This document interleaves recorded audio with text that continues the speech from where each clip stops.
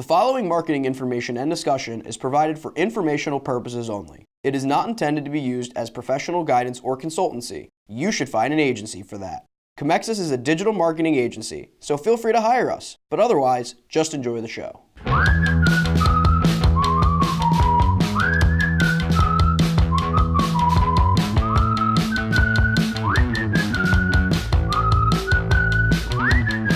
Hello everyone, welcome to The Buyer's Journey by Comexis, a discussion-based podcast on the ever-changing marketing landscape. I'm Matthew McGroarty, the social media content producer here at Comexis. I am Len Ward, the managing partner of Comexis. I'm Josh Lyons, the digital marketing coordinator here at Comexis. So today we're talking about WhatsApp business app that is going to be rolling out to iOS globally. And the reason we're talking about that is because today on Tuesday we're talking about the consideration stage of the buyer's journey. The consideration stage of the buyer's journey is, for those of you who need a refresher, is when somebody has already become aware of a problem that they're having and therefore begin researching solutions to that problem, or they became aware of your brand in the awareness stage and they are now looking more into your brand, your products, your services, etc. And one really good way to research things can be to ask businesses either directly for different things, go on their websites, et cetera, et cetera. So WhatsApp Business has been rolling out to iOS globally. It was already on Android before. And what it is an app that businesses and brands can use to create branded, verified profiles featuring things like email address, business address, phone number, links, documents, other media, videos, photos, stuff like that. That people can interact with on the WhatsApp app. So for anybody who's ever gone to a Facebook page and been able to directly message somebody and ask them about an event that they're having, exact same thing, except now you get a nice branded, verified profile out there.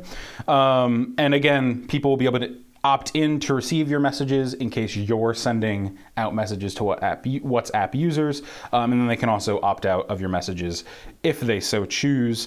So one thing that's really interesting about this, obviously, is that WhatsApp is more secure than some other platforms in that they offer end-to-end encryption. Basically, that means if you're sending personal or private information that you don't want to be taken from somebody, it's secure as it travels from you to the person. That's just how WhatsApp is in general, and now that extends to businesses where you could be sending credit card information or other very personal, private information that you don't want to get out. So generally speaking, before I get into, actually no, I'll just get into the stats right now. So one thing that's really interesting is that businesses will be able to access message stats, send satisfaction surveys for requests, or requests business reviews for select users.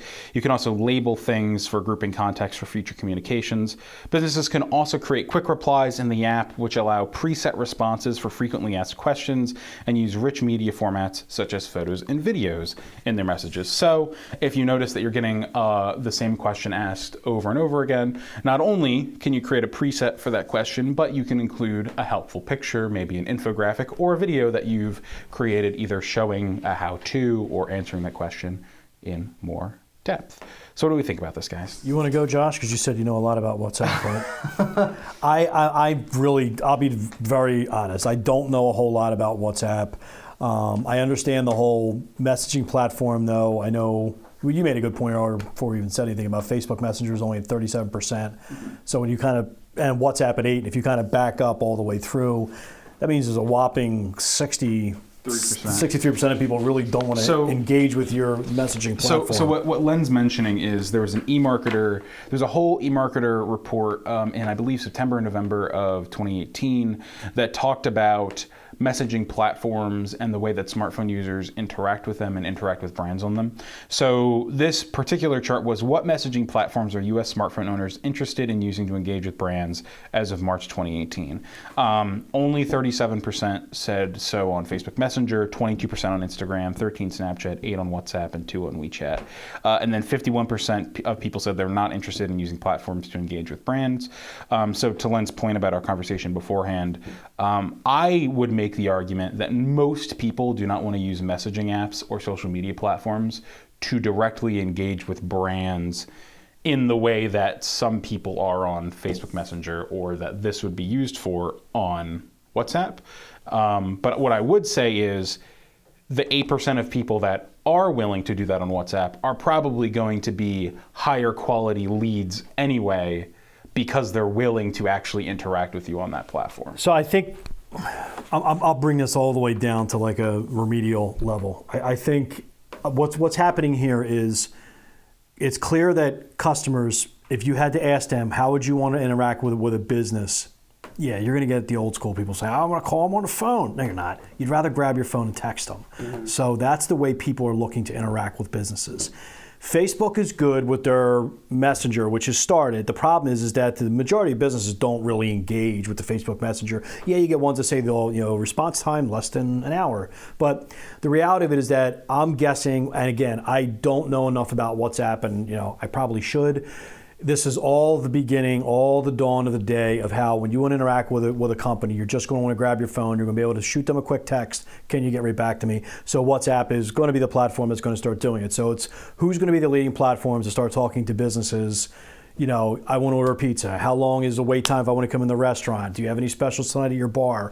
Whatever it may be, who's going to do that? And is this WhatsApp platform, is that where it's just going to be synonymous to know to download the WhatsApp thing and say, I'll be able to find out anything you want to know? Or is it Facebook, which owns WhatsApp? Are they just going to have their messenger you're going to go to? So to me, this is, and again, I don't know enough to really discuss it.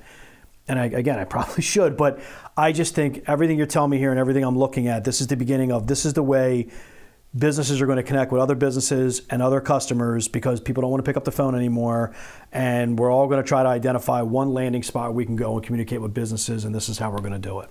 Am I right on that? Yeah, I think that's a fair point. I think when we look at from a broad perspective, we have Facebook Messenger that has certain aspects of this feature already. And then we see Instagram is moving to allow you to do basically in-app purchases for certain brands and products at the moment, though I suspect they will be enlarging that.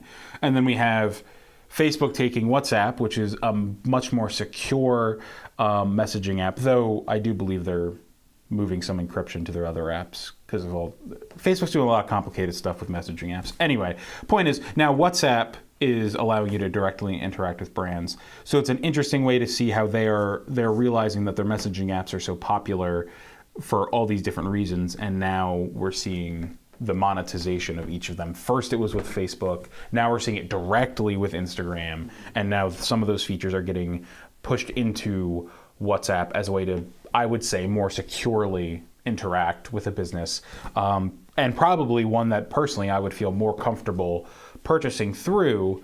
You'd feel safer purchasing through WhatsApp than you would on a Facebook Messenger? So there's a couple things with that. The first is Facebook Messenger has a money sending platform already. Yeah. So it's probably less of a worry. And I know there are security things with Facebook Messenger, but the thing I know WhatsApp for is their end-to-end encryption being pretty good.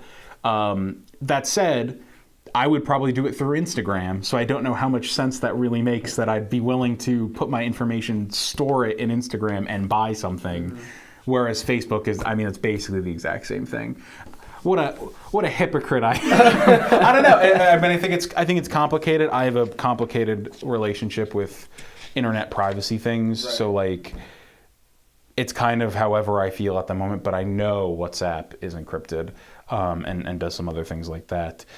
So that's, to me, why it's better. But but their number at 8% is really low. Well, I don't have WhatsApp downloaded, so that's probably that's my thing. Where I understand, like WeChat, if I'm correct, that's out of China. Yes.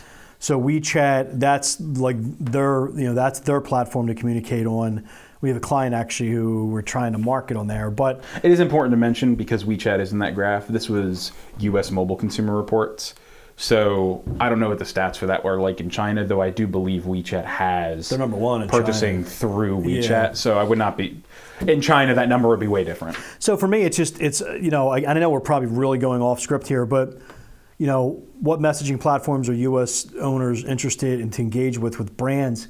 It's going to be Yelp's going to probably get one if they don't. I don't think they have one right now, like for restaurants and things like that. Like Facebook, Instagram. I don't think there's going to be a need to download an individual. That's just another app and another way to communicate with somebody. I was gonna say, well, that was where I was confused, because when I think of Facebook and Facebook Messenger, you're obviously on Facebook, you're searching for businesses, then you might get the pop-up to like direct message them. Same thing for Instagram, same for Snapchat. But isn't WhatsApp just in itself just a platform to communicate and talk to people? Like, where is the part of that app that allows you to like browse through a business page and see what people are posting and doing? So like, that's where I get confused on, like, are you just going to be texting your friends on WhatsApp? But the question is, for WhatsApp, are they going to start integrating with small businesses, websites, and so forth? Is that so? Right. Your lines of communication are going to be, if you're on their website, get us on WhatsApp, instead of maybe Facebook. So I get where Facebook is going. Just again, I'm literally going off the cuff. I don't know, but I understand where Facebook's going. Facebook's like, maybe businesses will integrate this on their communicate us on their contact us page, opposed to get us on Facebook Messenger. It's going to be get us on WhatsApp, and you can start having communications there. That's kind of what I'm beginning to believe. I get where they're coming from, but it's just another way. Mm-hmm. It really is it's just another app you got to put on your phone. So the one thing I will say to you, Josh, is the profiles themselves will have links to things. Right. So I just wasn't sure if I was missing something, or like WhatsApp does something that I didn't realize it does right now, or if it's just simply just like just a messaging app for people, and it allows them now to talk to businesses. So yeah, I mean that's basically the crux of it. Yeah, I mean I'm interested in seeing how this goes out. I think you have a point, Len, of how many apps is too many apps in which to communicate. Though if I had to take a pretty firm guess, with Facebook Messenger having been so popular and being so popular, that's probably going to be the one that's going to continue, but you never know. Maybe you'll hit somebody on WhatsApp and what's going to happen is goes directly to what we talked about yesterday with Snapchat, with a younger audience maybe more gravitating towards WhatsApp, because let's call it the way it is. Facebook, unless some things change, like they buy Snapchat or have Instagram, like there's going to be a pullback point. So maybe this is their investment and this is the way, because if they realize 13 to 18-year-olds don't want to do your Facebook Messenger, but WhatsApp to them is something that they would do. So I think WhatsApp, what it is and everything about it, is really in the infancy stage, and I just don't think this is a viable vehicle in any way, shape, or form for marketing for at least the next foreseeable future to 18 months. I haven't even heard of it. I heard of it, but I haven't even remotely thought about it. But that's why I like doing these podcasts, because now this is something that, there's almost overload of information we have to know on a daily basis. But yeah, it just comes down to how many apps do I have to have on my phone to communicate with somebody. Right. I mean? So I think that is a fair point. Well, thank you everybody for listening to today's episode of The Buyer's Journey. Check us out on Chemexus.com, YouTube, and anywhere you can get your podcasts. And please follow us on Twitter @buyers_journey. Thanks for listening.